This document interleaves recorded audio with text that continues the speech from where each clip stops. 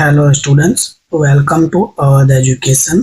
आई hope कि आप सब लोग वेल एंड गुड होंगे एंड साथ ही में आप लोग प्रीवियस क्लासेस को भी अच्छे से वॉच कर रहे होंगे। हमने टैक्सेशन 2 प्रीवियस क्लास से स्टार्ट किया था, जिसमें यूनिट नंबर 1 था आपका बीजीबीपी, जिसमें हमने कुछ थियरीज को कवर किया था और मैंने आपसे कहा था कि जो आपका पेंडिंग पोर्शन है उसको हम नेक्स्ट क्लास से शुरू करेंगे। आई होप कि पहले तो आपने प्रीवियस क्लास को अच्छे से वॉच किया होगा। जितनी भी थियरी मैंने एक्सप्लेन की उसको आपने इजीली अंडरस्टैंड किया होगा। चलिए बिना टाइम वेस्ट किए हुए हम अपनी पेंडिंग जो पोर्शन है उसको कंप्लीट करते हैं। तो ये रहा आपकी स्क्रीन पर पॉइंट नंबर 5, जहाँ से पेंडिंग था मेथड ऑफ अकाउंटिंग। चलिए थोड़ा सा स्पीड से चलेंगे। अंडर सेक्शन 145 सब section 1 income chargeable under the head of PGBP यानी profits and gain of business और प्रोफेशन।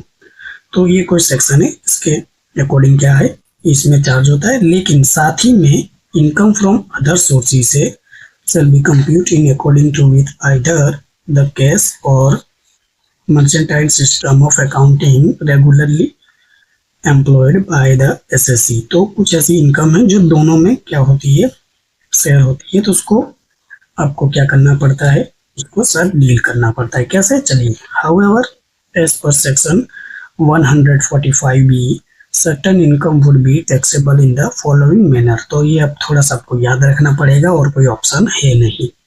नंबर 1 है interest received by assessee and compensation और on exchange compensation shall be deemed, यानी मान लिया जाएगा टू बी इनकम। वो इनकम है ऑफ द ईयर जो कि प्रीवियस ईयर का होना चाहिए, previous year in which it was received.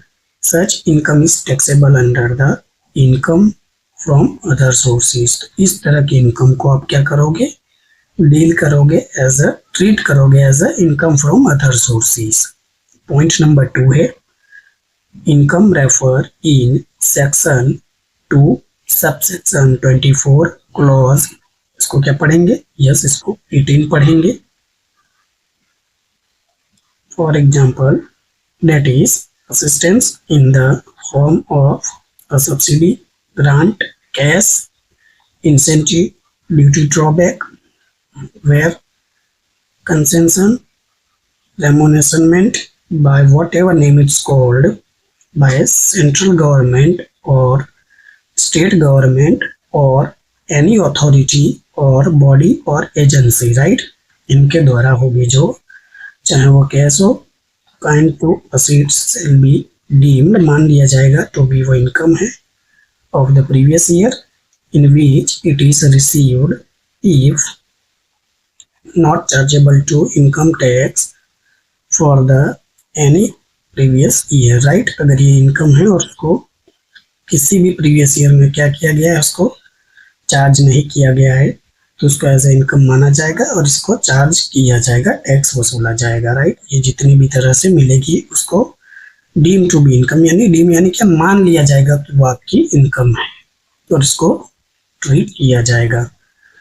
Under section 145 sub section 2 central government is empowered to notify the official gazette from time to time. वो तो सीधी सी बात है, आपको पता ही है कि टाइम टू टाइम जो ऑफिशियल गैजेट के अंदर जो नोटिफाई आता है वो आपको टाइम टू टाइम रीड करना भी होता है, right?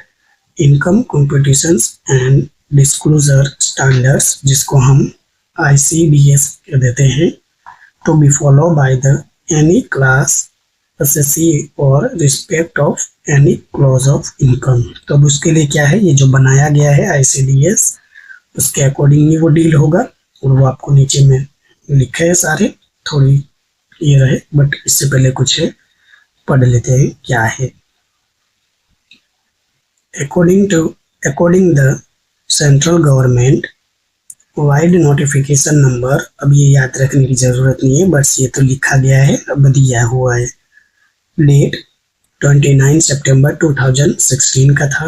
Notified 10 ICDS to be applicable from assessment year 2016 1718। अब याद रखने की क्या जरूरत नहीं है, मैंने कहा मतलब देखिए अगर ये याद रहता है तो अच्छी बात है, कर लीजिएगा, हो सकता है आपके एग्जाम में आ जाए घूम फिर के, कहीं से भी एमसीक्यू में आ सकता है, राइट, ये नंबर देकर, या फिर ये डेट आ सकती है, सिंपल। और आपको ये जो 10 नोटिफाइड आईसीडीएस है वो पूछा जा सकता है, और आपको ये याद होना चाहिए, मैच द कॉलम में भी आ सकता है।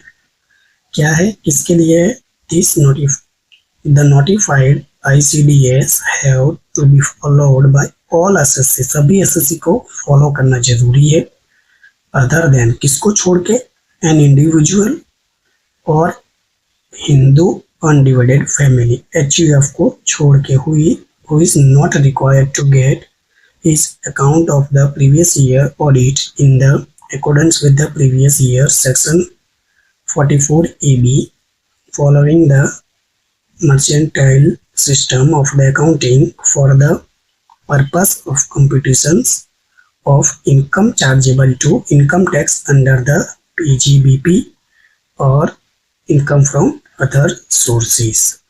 तो ये क्या है, 10 नोटिफाइड है ICDS के द्वारा। नंबर 1 है अकाउंटिंग पॉलिसी, नंबर 2 है वैल्यूएशन ऑफ इन्वेंट्री, नंबर 3 है कंस्ट्रक्शन कॉन्ट्रैक्ट, 4 है रेवेन्यू रिकॉग्नाइजेशन, 5 है इंटेंजिबल असेट्स, 6 है the effective of changes in foreign exchange rates, number 7 government grants, number 8 securities, number 9 borrowing cost, and एक और होगा yes, number 10 है provisions, contingent liabilities and contingent assets. तो ये 10 है, आपको ये 10 के 10 याद रखने, हो सकता है मैच द कॉलम या फिर एज आपको डायरेक्ट नंबर उठा के पूछ ले और इस नंबर में फिलिंग द ब्लैंक्स में कि कौन सा मैच करेगा।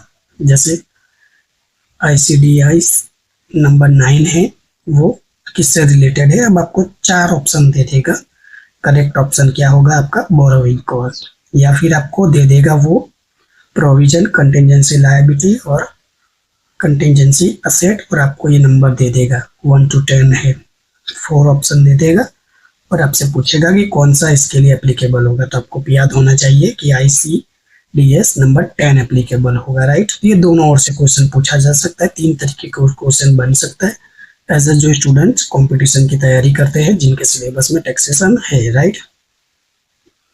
आपको तो सिर्फ जो गुजरात यूनिवर्सिटी वाले स्टूडेंट है उनको तो क्या पूछा जाएगा, सिर्फ यहाँ से MCQ आएगा और तो कोई ऑप्शन ही नहीं है, और ये MCQ में ही तरह से क्वेश्चन डील होते हैं। तो काफी आसान था पॉइंट नंबर 5, मुझे नहीं लगता कि आपको ज्यादा परेशानी हुई होगी। पॉइंट नंबर 6 है important points about computations of business income. ये ऑलरेडी हम डिस्कस कर चुके हैं, यहाँ सिर्फ आप पॉइंट पढ़ेंगे, राइट। बार बार एक ही चीज को इन डेप्थ इन डिटेल पढ़ने का कोई मतलब है नहीं। तो इसके साथ जो सेक्शन है 30 to 37 वो डील करेगा। क्या है, certain expenses are expressly allowed and certain items are expressly disallowed as per provision 30 and 37. However, list of executives and the taxable profit and gain shall be computed according to ordinarily commercial principles. While computing the taxable profit, following points should be keep in mind. तो चलिए study करते हैं फटाफट से। Number 1 है आपकी screen पर, the profit of business carried by SSC in taxable under this head. जो बिजनेस का प्रॉफिट है और उसको कैरी करता है SSC यानी टैक्स पेयर पर्सन, तो वो इसी हेड के अंदर डील किया जाएगा, right. It is not necessary however the business should have been carried on by the SSC himself, it may be carried on by agent on behalf of the SSC. Secondly, it imperatively whatever the business is carried in India or elsewhere, the tax liability is determined on the basis of residential status of the SSC, जो कि हम BCom Sem 3 में पढ़कर आ चुके। ये वही बात है, राइट। वापिस ये वो SSC कहाँ का होना चाहिए, इनकम कहाँ रिसीव हो रही है, अब ये हम रेसिडेंटल स्टेटस में अच्छे से पढ़कर आए थे, बस अब उसको वापस में पढ़ाने जाऊंगा तो आपका टैक्सेशन हो गया खत्म। इसीलिए मैंने कहा था कि नोट्स बनाइएगा, जिससे क्या है अगर क्विकली रिवीजन करना पड़े तो आप कर सको। पॉइंट नंबर 2 है इनकम है from all business carried on by SSC will be aggregate and tax is levied on such total income। अब देखिए बहुत सारे बिजनेस के हेड है, बहुत सारे तो नहीं, 5 ही है।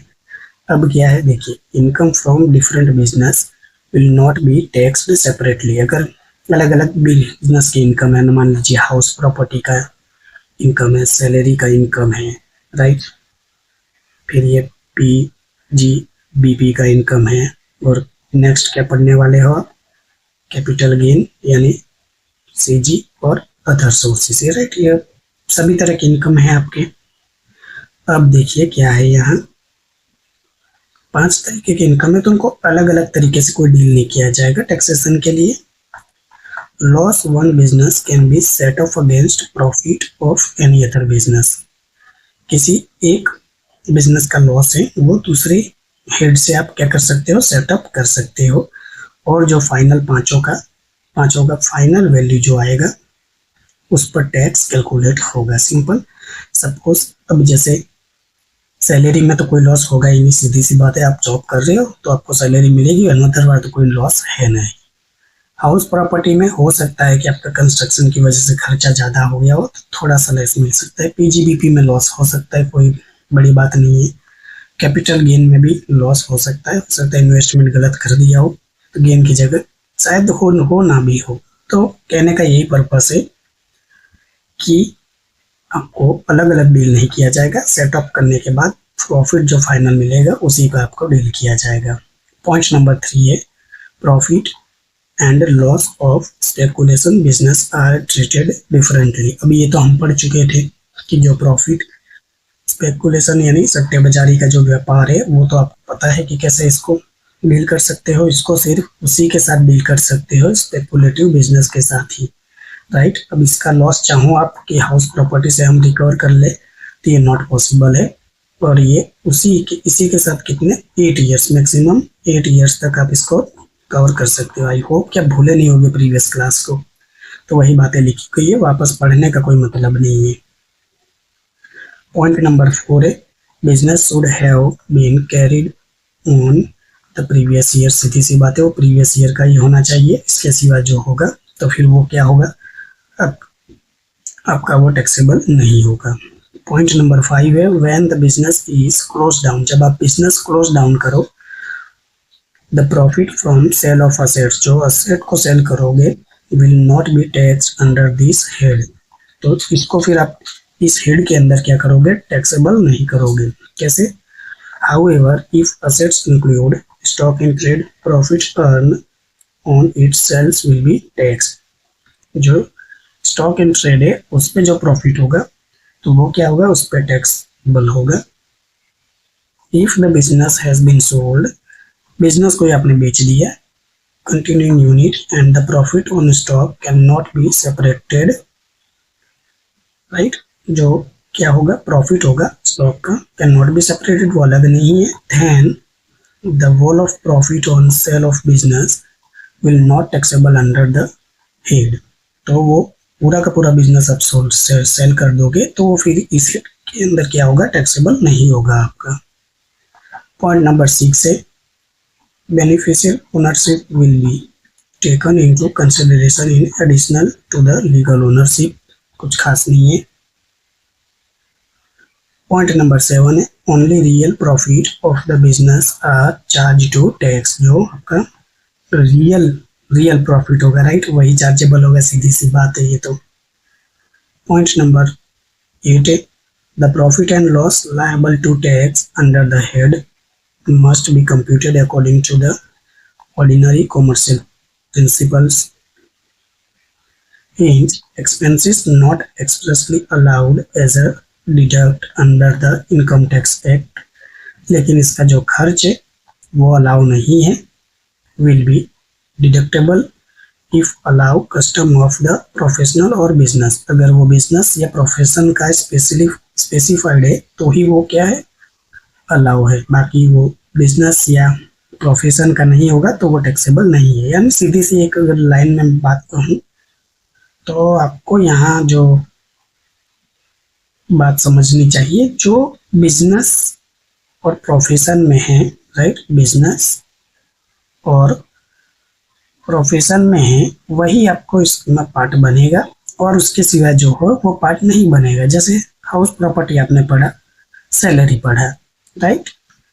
Number 9, receipt of capital nature are not taxable. अब सीधी सी बात है, कैपिटल नेचर की जो भी रिसिप्ट यानी इनकम होगी वो क्या होगा आपका, इसके अंदर टैक्सेबल नहीं होगा। पॉइंट नंबर 10 है, if any deduction has been allowed in respect of loss.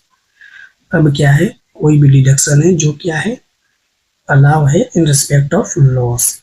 For example, bad डेप्ट allow as a deduction in any former year will be taxable if recover during the previous year. तो bad डेप्ट है जो, वो क्या हो रहा है, अगर वो रिकवर हो रहा है तो फिर वो क्या है, किसी भी ईयर के लिए क्या है, वो टैक्सेबल है। पॉइंट नंबर 11 है, एनी लॉसेस और एक्सपेंडिचर, कोई भी आपका लॉस और खर्चा हो in respect to a business, वो बिजनेस के रिस्पेक्ट में discontinuous before the commencement of previous year will not be allowed as a deduction against the income of other business। अब इस तरह का जो आपका लॉस है वो क्या है, एज अ डिडक्शन अलाउ नहीं है against income of other business. Simple, तो ये थोड़ा सा ध्यान रखने वाला है। Point number 12, any contractual liability related to the business is allow, ये अलाउएबल है, कोई भी हो। Point number 13, interest paid by SSP on capital borrowed for the purpose of business और प्रोफेशन इज डिडक्टेबल। वो तो एक पॉइंट रिकवर हो चुका था, फिर भी यहाँ आया तो इसको हमने कवर कर लिया। पॉइंट नंबर क्या है, 14 है, losses incidental to trade are deductible. जो ट्रेड के लिए जो लॉस हुआ है वो क्या है, डिडक्टेबल है, किसके according, through they do not fail without proof of section 32-43। अब बाकी ये चीजें हैं ये पढ़ सकते हो, कुछ खास नहीं है, राइट। ये एग्जाम्पल से अपने हैंड से आप पढ़ सकते हो, 1 2 3 4 5, सिंपल। एंड पॉइंट नंबर 15 है, इनकम फ्रॉम इलीगल बिजनेस। हाँ, ऐसा भी होता है, देखिए, income tax does not make any distance between legal and illegal income. अब ये देखिए, इलीगल इनकम हो उस पर भी क्या है, ऐसा तो पूरा ही जब्त कर लेते हैं, इलीगल इनकम हो गवर्नमेंट तो पूरा ही जब्त कर लेती है, बट यहाँ क्या करेंगे, अब देखिए पढ़ते, income tax has to be paid on earn even from illegal business. For example, income from smuggling is taxable. अब पता नहीं है इसको टैक्सेबल क्यों रखा है, ये तो पहली बात तो पूरा इसको जब्त कर लेना चाहिए गवर्नमेंट को, और कर भी लेती होंगी गवर्नमेंट, बट दिया है एरिया से पढ़ना पड़ता है। At same time expense or loss incurred in earning that income is allowed as a deduction। और इस केस में क्या, अगर मान लीजिए कभी एक्सपेंस यानी खर्च हो जाता है और लॉस हो जाता है तो उसको डिडक्टेबल भी अलाउ है। सोच लीजिए, अजीब सी थियरी लिखी गई है, क्यों लिखी गई है आपके भी समझ से शायद बाहर हो। तो ये पॉइंट नंबर 6 था। काफ़ी चीज़ें हमने देखा जो आपके बिजनेस का पार्ट बनता है, और काफ़ी चीज़ें हमने देखा कि बिजनेस का पार्ट नहीं भी बनता है। कोई दिक्कत की बात नहीं है, आई होप कि आपने अच्छे से ध्यान दिया होगा। पॉइंट नंबर 7 है, deduction expenses expressly allowed under the head. बहुत ही लंबा चौड़ा ये पॉइंट है, राइट। ये दिखने में सिर्फ आपको 13 पॉइंट है, मुझे तो लगता है एक और क्लास पॉइंट की वजह से अरेंज करना पड़ जाएगा। चलिए इसको कंप्लीट करते हैं। Certain expenses are expressly allowed as a deduction from income, business and profession by the income tax act contained in section 30 to 37, they are below। ये नीचे दिया गया है। Number 1, rent tax rates repairs and insurance of building हो तो section 30 apply होगा। Number 2, repair insurance of machinery plant furniture हो तो सेक्शन 31 अप्लाई होगा। नंबर 3 है depreciation including additional depreciation allowance, section 32 deal करेगा। नंबर 4 है expenditure on scientific research, section 35 deal करेगा। इसके सब सेक्शंस भी बहुत सारे हैं। Number 5, expenditure on acquisition of patent and copyright. Point number 6 है expenditure to know-how. Point number 7, expenditure for obtaining right to use of telecommunication service. Point number 8, amortizations of telecom license fees. Point number 9 है amortizations of certain preliminary expense. Section 35D deal करेगा and other deduction है जिसके साथ section 36 deal करेगा। जैसे number 10 है insurance premium on stock on store. Number 11 है expenses related to employees. Number 12 है interest on borrowed capital. Number 13 है discount on zero coupon bond. और भी होंगे, यस, जैसा मैंने आपसे कहा था बहुत सारे हैं point. Point number 14, return of allowance for animals. Point number 15 है बेड डेप्ट। पॉइंट नंबर 16 है expenditure for promoting family plan. And point number 17 है जनरल डिडक्शन, जिसके साथ सेक्शन 37 सबसेक्शन 1 डील करेगा। तो ये पॉइंट बहुत ही लंबे चौड़े हैं, अगर मैं कितनी भी स्पीड से जाऊं कोई मतलब नहीं होगा, क्योंकि इसको इस क्लास में तो खत्म करना शायद इम्पॉसिबल ही हो। कोई बात नहीं है, जरूरत पड़ी तो एक और लेक्चर हम ले लेंगे। चलिए अब इसको डिस्कस करते हैं। नंबर 1 है rent, rate, taxes, repair, insurance, aids of business premises. Section 30 है in respect to premise used for purpose of business or profession, deduction are allowed. जैसे rent paid as a tenant हो तो deduction allowed है। Current repair हो expenses का, not capital nature का नहीं होना चाहिए करंट रिपेयर एक्सपेंसेस, तो ये अलाउ है। लैंड रेवेन्यू हो गया, लोकल टैक्सेस हो गया, म्यूनसिपल टैक्सेस हो गया, तो ये अलाउ है as a deduction. Point number 4, insurance premium paid in respect of damage और डिस्ट्रैक्शंस ऑफ द प्रीमाइसेस। तो ये कुछ आइटम्स है जो कि आपको डिडक्शन एज अलाउ है। Point number 2, repair and insurance of machinery, plant and furniture. Section 31 deal करेगा इसके साथ। बिजनेस और प्रोफेशन के रिस्पेक्ट से होना चाहिए तो डिडक्शन वो अलाउ होगा।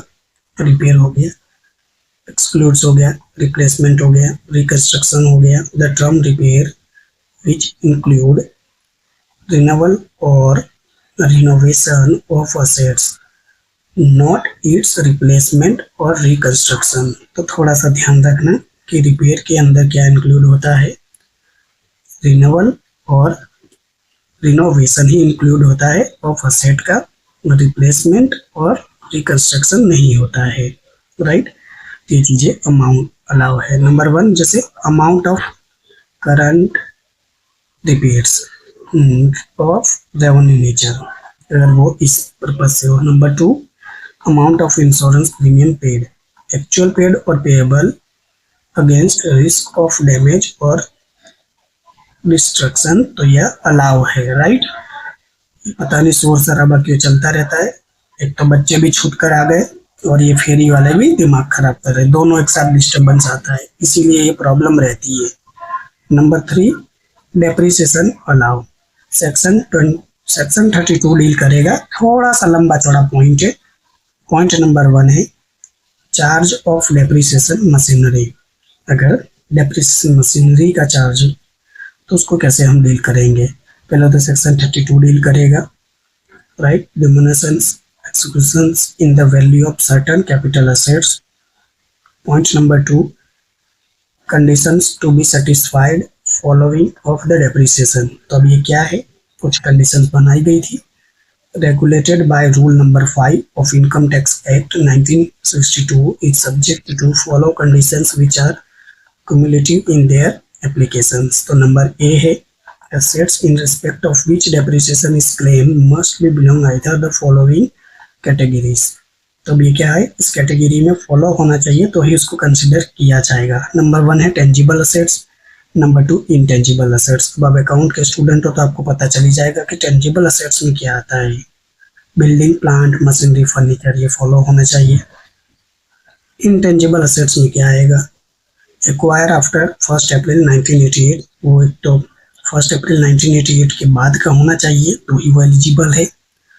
Asset does not have to physical identify or existence, but they are confer right and benefit to owner like know-how, patent, trademark, copyright, license, franchises, any other business or commercial rights are similar in nature. The rate of depreciation intangible is 25% is applicable. सीधी सी बात है, ये intangible assets का part है और इसका directly rate कितना है 25% है, ये आपको याद रखना है। सिंपल इंटेंजिबल असेट के लिए 25% एप्लीकेबल है। कंडीशंस फॉर डिडक्टेबिलिटी, नंबर 1 ओनरशिप, सीधी सी बात है, उस असेट की क्या होनी चाहिए, ओनरशिप होनी चाहिए। Number 2, NSSC is also entitled to claim depreciation in respect of capital expenditure incurred, additional construction cost of improvement, and even property taken to lease for business purposes. Depreciation will also be allowed on assets which SSC is one of the owners. सीधी सी बात है, उसके मालिक हैं तो depreciation allow है, नहीं है तो वो डेप्रिसिएशन का आपको जो बेनिफिट है वो नहीं मिलेगा। Number 2, use during previous year, सीधी सी बात है, वो प्रीवियस ईयर की होनी चाहिए। कैसे, when any asset is acquired during the previous year put to use, एक तो उसके यूज होना चाहिए, purpose of business and profession, और वो किस बिजनेस का और प्रोफेशन का ही पार्ट होना चाहिए, for a period of less than 180 days. अब ये याद रखना है आपको, राइट, ये याद रखना है कि उसका यूज हो बट लेस देन 180 डेज, यानी क्या 6 मंथ। सीधी सी बात है, यही 6 मंथ से कम होना चाहिए, यानी वैसे तो 102 डेज होना चाहिए 6 मंथ यानी, बट यहाँ डेज है तो आप डेज ही याद रखोगे, ये चीज नहीं रखोगे। 180 डेज से कम होना चाहिए। Depreciation will be allow as a half of prescribed rate, तो उसका रेट कौन सा हो जाएगा, हाफ हो जाएगा, सिंपल, जैसा मैंने कहा ना 6 मंथ।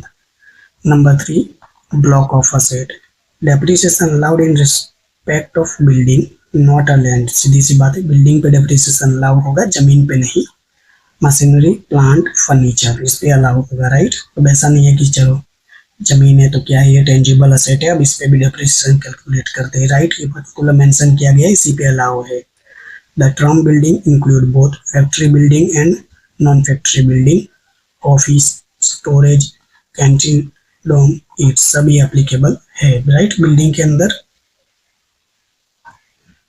अब देखिए, depreciation not allow in respect of building use as a guest house. अब ये तो क्या हो जाएगा आपका गेस्ट हाउस से जो इनकम होगी, और जो आपका वो बिल्डिंग जो होगी जो गेस्ट हाउस के लिए आप बिल्डिंग यूज कर रहे हो, राइट, अब ये अलाउएबल नहीं है डेप्रिसिएशन के अंदर।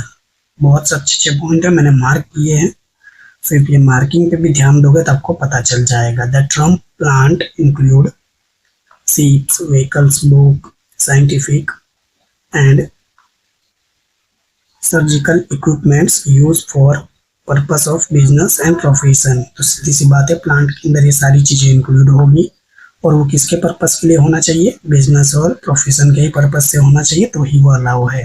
Depreciation is available on tangible assets जैसे building, machinery, plant and furniture, as well as intangible assets, know how, patent, trademark, copyright, licence, franchisees और any other business commercial rights है similar in nature, यानी business के nature का हो तो वो allowable है। ये क्या था, ये क्विक रिवीजन था एक प्रकार से, सिंपल।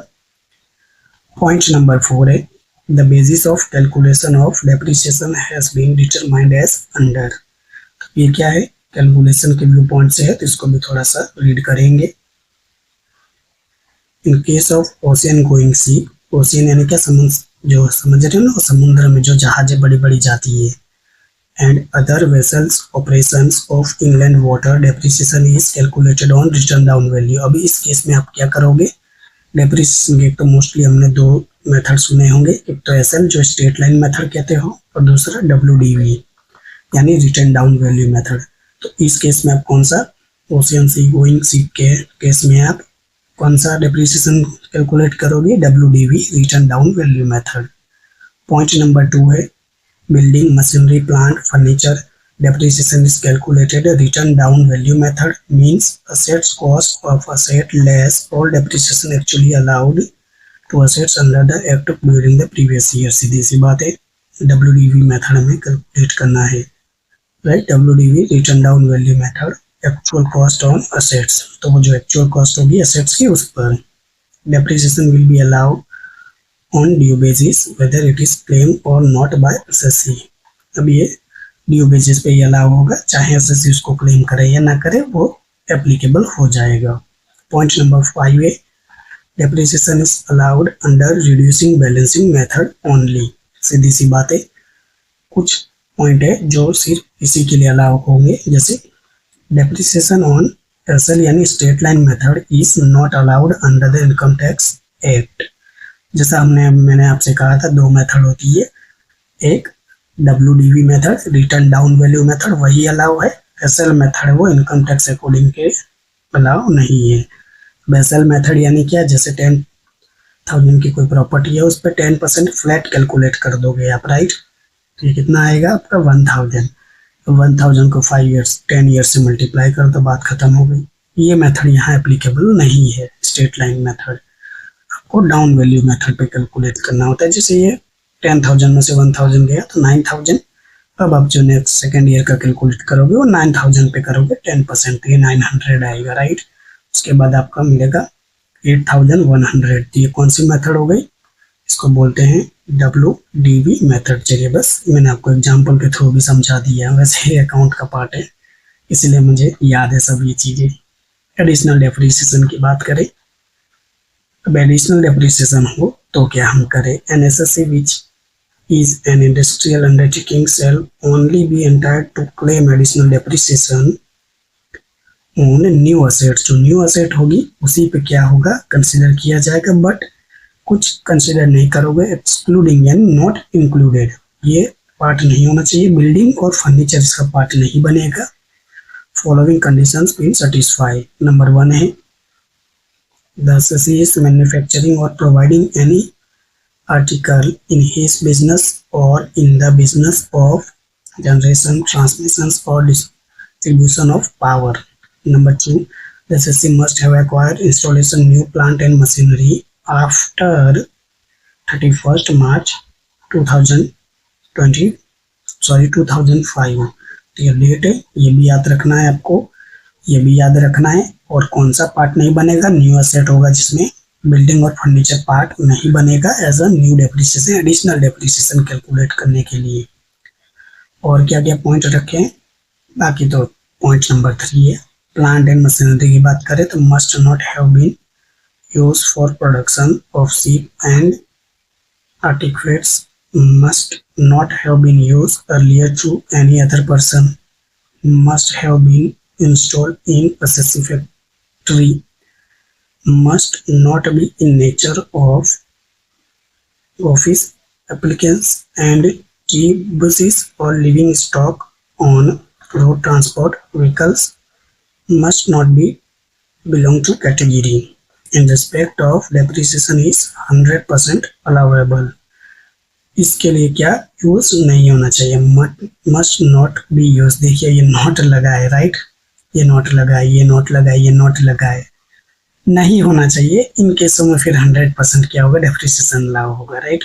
हम पहले नोट को ध्यान में नहीं देते और पढ़ लेते हैं, फिर गलती कर बैठते हैं, ध्यान दीजिएगा थोड़ा। पॉइंट नंबर 4 क्या है, the assessee must have present all necessary detail in prescribed from duly certified by the chartered accountant. तो फिर ये एप्लीकेबल है।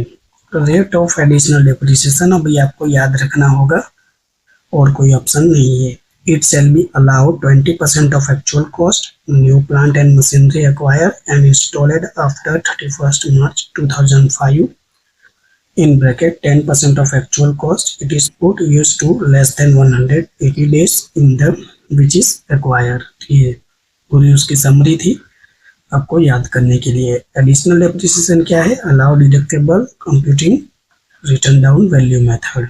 नोट क्या दे रखा है कि इफेक्टिव कब से होना चाहिए, असेसमेंट ईयर 2017-18 से होना चाहिए और 180 डेज से कम होना चाहिए, तो ही वो डिडक्शन क्या है आपका अलाउ है। ये समरी थी इतनी, आई होप कि रिकॉल में आपने इसको कवर किया होगा। अभी भी ये खत्म नहीं हुआ है, अभी भी इसके बहुत सारे पॉइंट है, अब चलिए समझते हैं रिलेवेंट टर्म्स के अकॉर्डिंग। नंबर 1 है ब्लॉक ऑफ असेट। ये क्या होता है? Under section 32 subsection 1 clause B, depreciation will be allowed written down value method of block asset। अब अंडर सेक्शन 2 सबसेक्शन 11 क्या डिफाइन करता है? Block asset means what? Group of asset falling within a class of asset compressing, right, जिसका क्या है? Class within class, जिसका classification किया गया हो ग्रुप ऑफ असेट का। अब वो क्या है? वही tangible asset, B intangible asset, right, inspect which some percentage depreciation is prescribed. तो ये रेट आपको पूरा का पूरा अब दिया होगा। As a present 13 different blocks of assets. Present में कितने हैं? 13 ब्लॉक ऑफ असेट्स है। अब ये शायद इतना तो डिटेल में ना जाए, बट दिया है तो कोई दिक्कत नहीं है, ऊपर ऊपर का मोटा सा आप याद रख सकते हो। assets intangible for depreciation have been classified into 4 class, right, 4 class में इसको डिस्ट्रीब्यूट किया गया है। नंबर 1 है building, number 2 plant and machine, number 3 furniture, number 4 intangible assets except goodwill. Goodwill को छोड़ के एक्वायर ऑन और आफ्टर 1 अप्रैल 1998 के बाद का क्या होना चाहिए? एक्वायर होना चाहिए। एंड नंबर 2 क्या है आपका? एक्चुअल कॉस्ट ऑफ असेट्स, जो कि हम ऑलरेडी पढ़ चुके हैं। तो सिंपल। अब ये पूरी आगे क्लासिफिकेशन आएगी जिसको हमें पढ़ना है। Assessee is also entitled to claim depreciation or investment allowance on such interest pre-commencement period, right? C क्या है? Commission paid on the banker for giving guarantee to the supplier of assets is also added to the cost। and number 3 है आपका written down value of assets, जिसको हम क्या कर चुके थे? कंप्लीट कर चुके थे। एक यहाँ लाइन है कि क्या है? However such reduction must not exceed, कैसे? टोटल ऑफ ओपनिंग WDV यानी return down value method plus cost of new assets and expense incurred in connection with the sales of assets. तो कुछ एक लिमिट के बाद भी वो एग्जिट नहीं होनी चाहिए, नहीं तो एक लिमिट तक आपको डिडक्शन मिलेगा, उसके बाद नहीं मिलेगा। अब ये जो ऊपर मैंने 4 चीजें पढ़ाई, ये उसका पूरा चार्ट है। कहाँ से लिया है सर आपने ये चार्ट? ये ऑफिशियल चार्ट है ICAI, right, institution of chartered accountant of India, उसकी वेबसाइट से लेटेस्ट चार्ट है। प्रीवियस ईयर जो हमारा करंटली है 2024-25 के लिए एप्लीकेबल है। अब ये पूरी चीजें मैं नहीं पढ़ाऊंगा, राइट। जैसे क्या है, अब ये सिर्फ रीड करने वाला है। जैसे पार्ट 1 में है टेंजिबल असेट्स, उसमें नंबर 1 है बिल्डिंग, जिसके 4 कैटेगरी है। ब्लॉक नंबर 1 है building purpose use mainly for residential purpose except hotel and boarding house। इस पे 5% का कैलकुलेट, आपको 5% का रेट अप्लीकेबल है, राइट, ये रेट है। सिंपल। तब ये सारी चीजें आपको एज अ मैं होमवर्क में दूंगा, क्यों? क्योंकि ये रीड करने वाली चीजें, ये समझने जैसा कुछ भी नहीं है। तो बिल्डिंग की कितनी कैटेगरी है? 4 कैटेगरी है, राइट। ये रहा फर्नीचर, फर्नीचर की सिर्फ एक ही कैटेगरी है जो कि 10% एप्लीकेबल है। ये डिटेल थोड़ा पढ़ लीजिएगा। अब क्या क्या चीजें आएगी, क्या क्या नहीं, अब ये सब चीजें इसमें लिखा हुआ है और तो कुछ है नहीं। पॉइंट नंबर 3 है प्लांट एंड मशीन। तो कितने ब्लॉक बनाए गए? इसके ज्यादा होंगे, 8 से 10 थे, कुछ नहीं, बहुत ही ज्यादा है। यस, ये मैं शेयर कर दूंगा टेलीग्राम पे आपको। 17 है, राइट। जैसे ब्लॉक नंबर 18 है प्लांट एंड मशीन से जनरल रेट 15% है। तो एक बार पढ़ लीजिएगा, मुझे तो नहीं लगता है, हाँ हो सकता है यहाँ से कुछ आ जाए, बट राइट ये रेट है, अलग अलग है, तो ये आ भी सकता है। थोड़ा सा ध्यान में रखने की कोशिश करिएगा। और पॉइंट नंबर 4 है जो सी पे, जिसके 3 कैटेगरी है। जैसे ओशियन ऑनगोइंग शिप 20% सीधा एप्लीकेबल है, ये तो हमने पढ़ लिया था। ब्लॉक नंबर 2 है vessel ordinary operations of inland water और not covered by block 3 below 20%। And number 3 है sea boats operations on inland water, उसमें भी 20% है। यहाँ तो सभी 20% है, तो कुछ याद रखने की जरूरत नहीं है। सीप याद रखना, हाँ बस कैटेगरी आपको याद रखनी होगी कि ब्लॉक 1 2 3 में आएगा। पार्ट 2 इंटेंजिबल असेट्स, जैसे मैंने आपसे कहा था 25% रेट एप्लीकेबल है, जो कि हमने ऊपर कवर किया था वही चीजें। तो बस ये ध्यान रख लेना मोटा मोटा सा, बाकी तो कुछ खास है नहीं। पॉइंट नंबर 4 है वही है जो हमने कवर किया था। When written down value of block assets reduced to zero, even though the block of asset does not case it to exit on the last date of previous year, no depreciation is admissible. Similar, if block of assets exit on the last day of the previous year due to transfer or sale of all the assets of the block, no depreciation is admissible. तो ये अगर 0 तक reduce हो जाएगा तब भी depreciation allow नहीं है। और क्या करोगे आप कि आप क्या कर रहे हो, ट्रांसफर या सेल कर रहे हो असेट्स और सारी ब्लॉक ऑफ असेट को, तो फिर वो क्या होगा आपका, वो आपको डेप्रिसिएशन अलाउ नहीं होगा। पॉइंट नंबर 5 है if asset sold during the year the sale price including proceeds from sale of scrap is a deducted. सीधी सी बात है, जब आप सेल की प्रोसेस करोगे तो उसमें क्या होगा, जो आपका स्क्रैप वैल्यू होगा वो डिडक्ट करने को मिलेगा। Opening balance of the block of assets before deducting depreciation, तो वो आप लेस कर सकते हो। Difference will be shown short term capital gain and under the head of capital gain and no deduction will be allow from such capital income, right. तो देखिए if the amount is to be deducted, अगर वो amount को क्या करते हो आप deduct करते हो, sale price, scrap realisation, claim from insurance company is more than the opening value of such block of assets is different will be shown.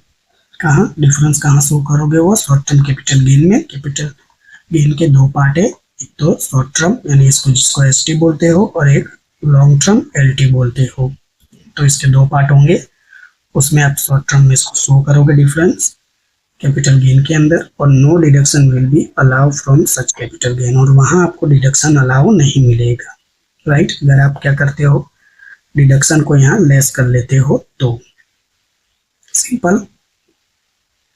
Point number 4 है एक्सपेंडिचर ऑन साइंटिफिक रिसर्च। अभी ये point खत्म हुआ, अब ये point number 4 है। Total कितने, बहुत सारे थे, 17 थे उसमें से अभी ये पॉइंट नंबर 4 पे ही आए हैं हम, तो थोड़ा सा इसको कवर करेंगे और 10 मिनट, फिर दैट्स इनफ है। नहीं तो आप कहोगे कि सर बहुत ही लंबी वीडियो हो गई है।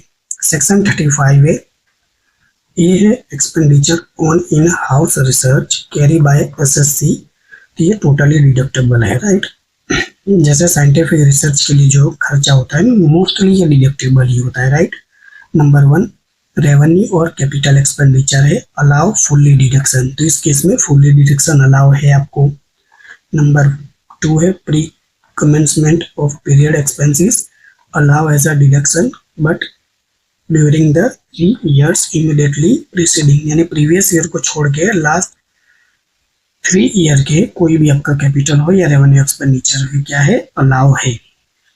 फिर से रिपीट कर रहा हूँ कब तक, एक तो प्रीवियस ईयर को छोड़कर, ये देखिए प्रीसीडिंग यानी 2024-25 है हमारा करंटली, इसको छोड़ के उसके लास्ट 3 years तक अलाउ है फुल्ली डिडक्शन। So simple.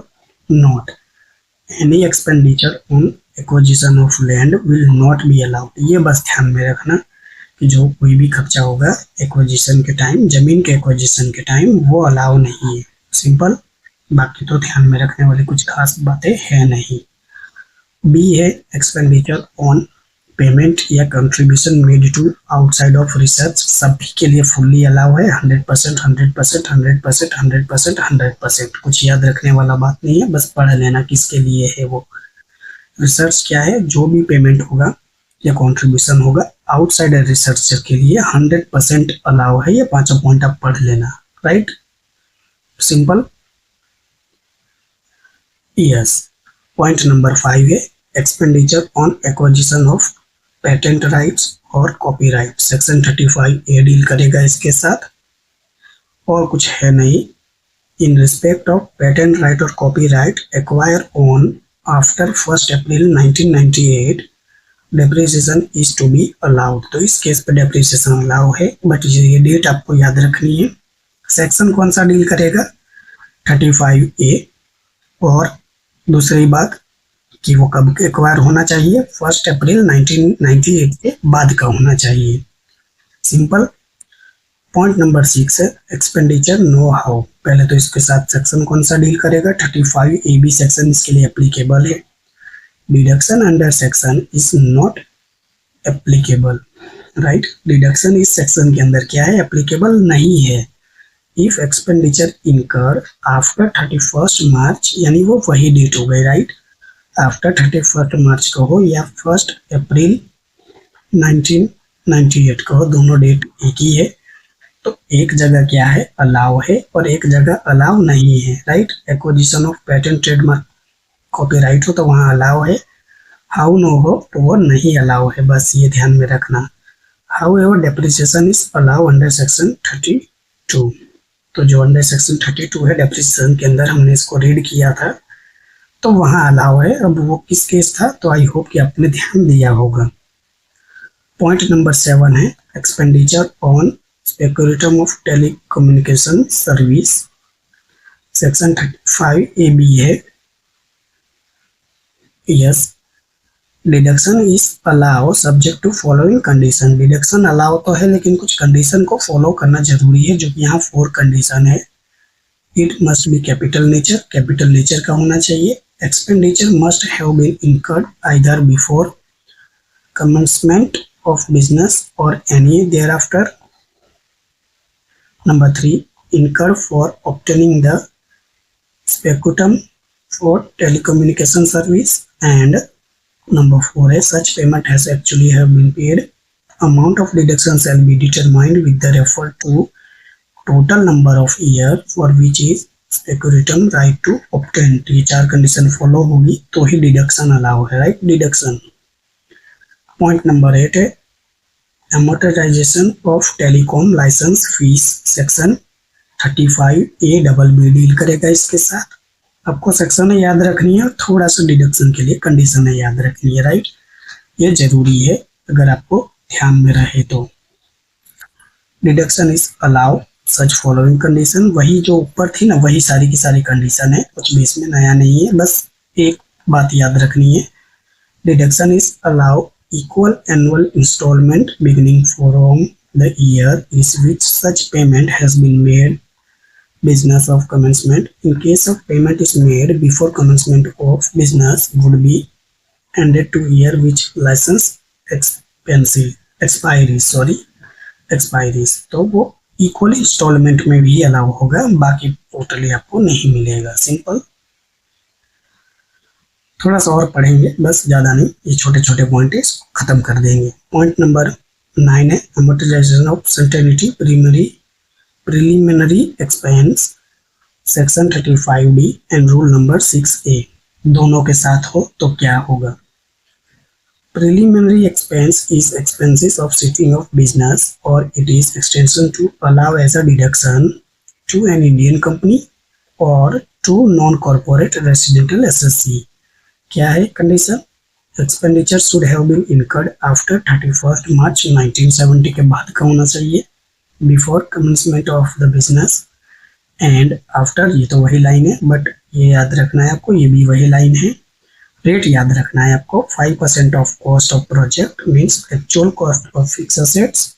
क्या है ये, अलाउ है to return of subject to maximum amount calculated and 5% of cost of project means actual cost of fixed assets in case of Indian companies, and option is taking 5% of capital employed has been allowed. तो right, ये दो cases में से एक option में आपको allow है। अगर ऑप्शन ना हो तो ये ऑप्शन भी आप ले सकते हो। यहाँ से अलग पॉइंट है, परसेंट दोनों 5 ही है, एक कॉस्ट ऑफ प्रोजेक्ट पे है और एक 5% किस पे है, कैपिटल एम्प्लॉयड पे है। सिंपल। और ये एक डेट याद रखनी है, बाकी तो कुछ है नहीं। पॉइंट नंबर 10 है आपका इंश्योरेंस प्रीमियम। सेक्शन 36 सब सेक्शन 1 क्लॉज 1 है जो इसके साथ डील करेगा। The amount of any premium actually paid in respect of insurance against risk और डैमेज ऑफ स्टॉक और stock use for the purpose of the business and profession deducted insurance premium health of employee section 36 subsection 1 B is allowed, तो वो इस पे allow है इस section के according, बस इतना ही कहा गया है और कुछ नहीं है।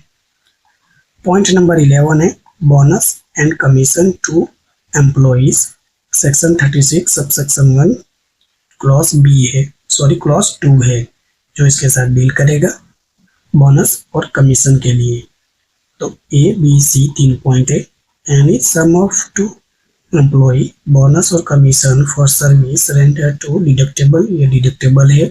Number B any sum paid employer, employer यानी क्या company, company by contribution toward gratuity fund, recognized provident fund and approved superannuation fund subject to prescribed limit, तो इसकी कोई लिमिट है जो दी हुई होगी।